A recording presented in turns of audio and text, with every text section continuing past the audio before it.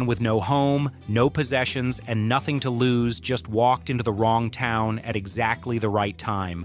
And what happened next would turn a quiet Georgia backwater into a bloodbath that exposed America's biggest counterfeiting operation.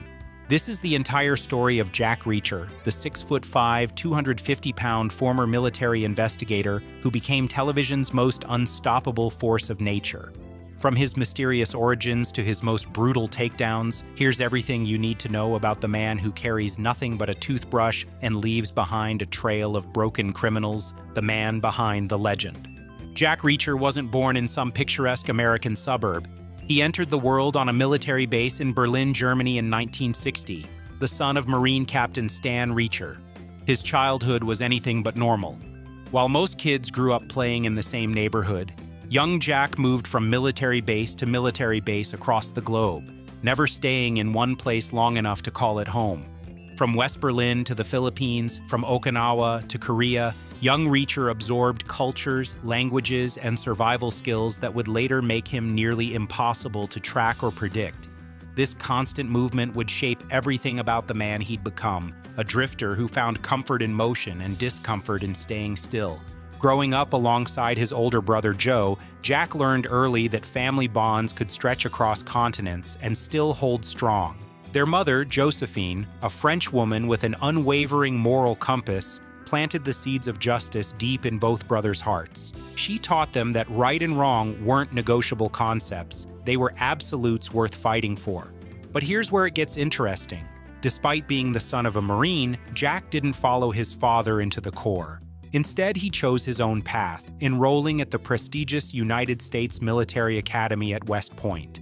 At West Point, Reacher wasn't just another cadet going through the motions. He dominated. Among the top-performing students in his class, he displayed exceptional leadership and combat skills that would become legendary.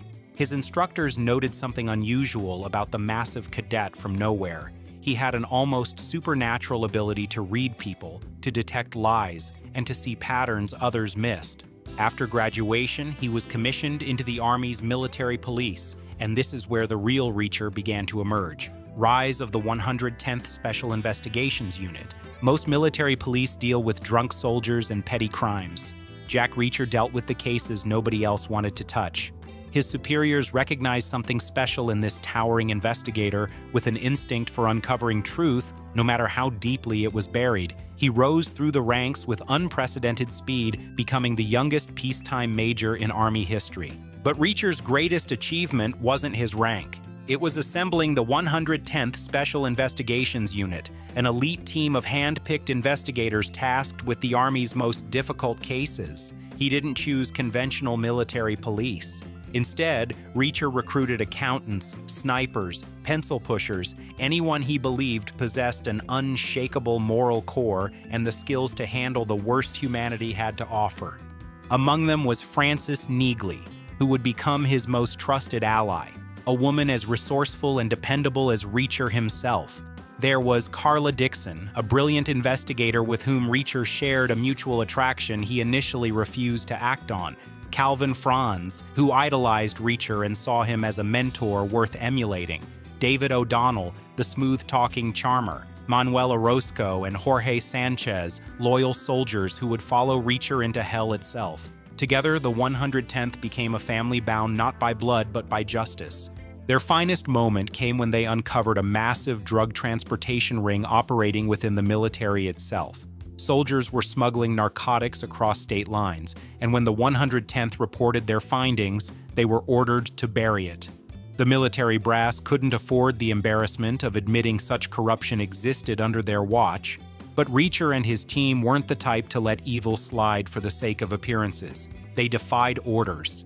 They ambushed the soldiers responsible and exposed the entire operation. It was the right thing to do, but righteousness comes with a price. The 110th Special Investigations Unit was disbanded, each member kicked out for insubordination. The family that Reacher had built was scattered to the winds, and for Reacher, it reinforced a lesson he'd learned as a military brat. Nothing lasts forever, and attachments only make the inevitable departure more painful. The drifter's life. When Reacher retired from the military, he didn't buy a house in the suburbs or settle into civilian life. He became a ghost. his entire worldly possessions, a toothbrush, an ATM card, an expired passport, and the clothes on his back. No phone, no car, no permanent address. When his clothes got too dirty, he didn't wash them. He bought new ones from thrift stores and threw the old ones away. Why would anyone choose to live like this? Because Reacher had spent his entire life confined to military bases, following orders, living within boundaries. His retirement was his emancipation. He wanted to see America not through the lens of duty, but through the eyes of absolute freedom. He hitchhiked from town to town, staying in cheap motels, eating at diners, and moving on before anyone could ask him to stay. But here's the thing about Jack Reacher. Trouble doesn't have to find him. He walks right into it. Margrave, where blood meets justice. In the first season of Reacher, our protagonist steps off a bus in Margrave, Georgia for one reason. He remembered that blues musician Blind Blake was buried there. That's it. No grand plan, no mission, just a nostalgic whim honoring a musician his brother Joe used to play. Within hours of arriving, Reacher is arrested for murder. The victim, found beaten and shot twice in the head execution style, was initially unidentified. Reacher, being a massive stranger who just wandered into town, fit the FBI's psychological profile perfectly. Thrown into a violent county jail, Reacher had to deploy every ounce of his combat training just to survive the night among inmates who'd been paid to kill him. The scene was brutal. Reacher dismantled hardened criminals with his bare hands, each movement calculated for maximum damage and minimum effort. But then came the revelation that shattered everything. The murdered man was Joe Reacher, Jack's older brother. Joe had been in Margrave working undercover for the U.S. Secret Service, investigating rumors of a massive counterfeiting operation, and now he was dead, beaten savagely and dumped like garbage on the side of a highway, killed while trying to expose the criminals who turned this sleepy Georgia town into the heart of America's biggest superbill production. Suddenly, this wasn't just another case, it was personal. And when Jack Reacher makes something personal, body bags follow. The counterfeiting conspiracy, teaming up with by-the-book detective Oscar Finley and rookie cop Roscoe Conklin, Reacher began unraveling a conspiracy that went far deeper than anyone imagined. The wealthy Kleiner family, led by businessman Kleiner Sr., had built their fortune on an elaborate counterfeiting ring.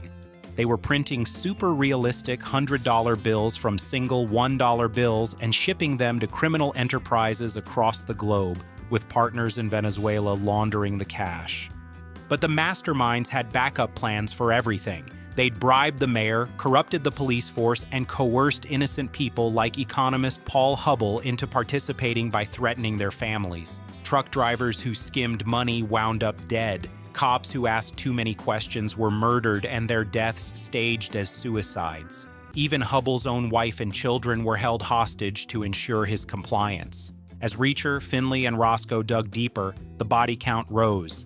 They discovered that Joe had been close to cracking the case wide open when he was killed, and at the center of it all was KJ Kleiner, the unhinged nephew who'd systematically murdered anyone who threatened the operation, including his own father when the old man wanted to shut it down. KJ had personally killed Joe Reacher, torturing him for information before executing him, and that made him a dead man walking. The tension in Season 1 built to an explosive climax. Reacher called in his old colleague Francis Neagley for backup. They staged a daring assault on the Kleiner Industries facility, where Paul Hubble's wife and daughters were being held hostage. Bad luck and trouble. The 110th reunites. Just when Reacher thought his past was behind him, Francis Neagley sent him a coded distress signal that only members of the 110th would recognize. The message was clear. The unit was in danger. Calvin Franz, one of their own, had been murdered. Thrown from a helicopter thousands of feet in the air and left to die. But Franz wasn't the only one. Manuel Orozco and Jorge Sanchez, both members of the 110th, had been systematically hunted down and killed in increasingly brutal ways. Season 2 of Reacher raised the stakes exponentially. This wasn't about clearing his name or solving a mystery. This was about avenging his family. Reacher assembled the surviving members of the 110th, Neagley, Carla Dixon, and David O'Donnell. Their investigation led them to New Age Technologies, a Manhattan-based company run by a ruthless security chief named Shane Langston. Langston was orchestrating a $65 million illegal arms deal involving a high-tech missile system called Little Wing that could hit any target with devastating precision. Members of the 110th had stumbled onto the conspiracy while conducting their own investigations, and Langston had them murdered to protect his operation. He thought he could eliminate trained military investigators without consequence, but Langston made one critical mistake. He underestimated Jack Reacher's capacity for vengeance. Revenge at 10,000 feet. The Season 2 finale delivered one of television's most satisfying revenge sequences. As Langston's helicopter lifted off with Dixon and O'Donnell aboard, Reacher grabbed the landing gear and climbed onto the aircraft mid-flight, thousands of feet above the ground, with nothing but determination keeping him from falling. Inside, Langston prepared to push Reacher's friends to their deaths, but Reacher burst through the back door just in time. The fight was brutal. Shots fired, stretchers sliding toward open doors, and Reacher hanging onto Dixon's stretcher while Langston's henchmen pummeled him. But Dixon freed herself, and together they overpowered their captors. In a moment of perfect poetic justice, Reacher threw Shane Langston out of the helicopter, watching him plummet to the same death he'd inflicted on Franz. The irony wasn't lost on anyone. The team then tracked down Ajari Mahmood, the arms broker, and executed him firing squad style in a remote farmhouse. They recovered the $65 million in cash meant for the missile shipment and split it among themselves, the families of their fallen comrades, and the loved ones of everyone Langston's conspiracy had destroyed. After honoring their dead brothers one final time, the 110th parted ways again. Reacher and Dixon's romance, which had finally bloomed during the investigation, ended as they went their separate directions. Because that's who Reacher is, a man who loves justice more than comfort, who values freedom over security, and who will always choose the road over the home. The philosophy of a wanderer. What makes Jack Reacher such a compelling character isn't just his ability to break bones without breaking a sweat. It's his moral code, an unshakable commitment to doing what's right over what's legal. Reacher doesn't wait for the justice system to catch up. When he sees evil, he eliminates it. Consequences be damned. He operates in the gray areas where the law can't reach, delivering justice to those who've learned to manipulate the system. His fighting style is pure efficiency. No fancy martial arts, no showboating, just devastating headbutts, bone-breaking elbows, and groin kicks that incapacitate instantly. He learned from his time in the military that the difference between victory and defeat is simple. Hit first, hit hard, and don't stop until the threat is neutralized. Every punch is thrown with the weight of his massive frame behind it. Every elbow strike is aimed at vulnerable points designed to end fights immediately. Reacher's relationship with Frances Neagley represents something deeper than romance. It's family. They share a platonic bond built on mutual respect, understanding, and trust. Neagley suffers from haplophobia, a fear of being touched, and identifies as aromatic asexual. She and Reacher understand each other's boundaries and lifestyles in a way no one else can. As Carla Dixon observed in Season 2, nobody will ever be closer to Reacher than Neagley. She's his true family. What lies ahead? Season 3 of Reacher, based on the novel Persuader, finds our hero working undercover for the DEA to infiltrate suspected drug smuggler Zachary Beck's operation. But the mission becomes personal when Reacher encounters Francis Xavier Quinn, an enemy from his military past who he thought he'd killed years ago. Old wounds reopen, and Reacher must confront the ghosts of missions that never made it into official reports. The beauty of Jack Reacher's story is that it never truly ends. As long as there's injustice in the world, as long as there are criminals who think they're untouchable, Reacher will be there, appearing out of nowhere with nothing but a toothbrush and an unbreakable will to make things right. He's a man who rejects material possessions because they tie you down. He's a wanderer who sees America not through the windows of a car, but through the windshields of buses and the kindness of strangers offering rides. He's a former soldier who became the closest thing to a superhero the real world will ever know. No cape, no secret identity, just raw strength, tactical genius, and an absolute refusal to let evil win.